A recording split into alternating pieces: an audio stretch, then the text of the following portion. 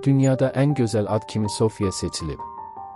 Elmi işdə bu adın melodik səslənişi və universal cazibəsi xüsusi qeyd olunub.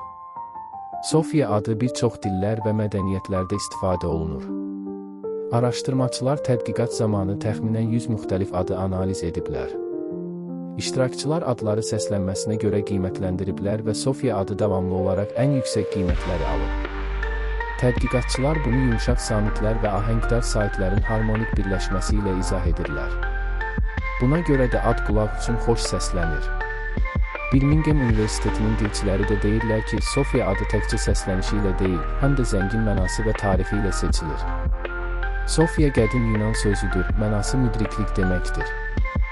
Ad antik Yunan mədəniyyəti ilə sıx bağlıdır, zəka, bilik və anlayışı simvolizə edir. Erkən xristianlıq dövründə adın populyarlığı daha da artıb. Bu, 2-ci əsrdə yaşamış Roma xristian şəhidi müqəddəs Sofiya ilə də əlaqələndirilir. Əvvəlcə ad Roma imperiyasının Yunan dilli vilayətlərində yayılıb, 16-cı əsrdən isə Slavyan ölkələri və Qərbi Avropada geniş istifadə olunmağa başlayıb.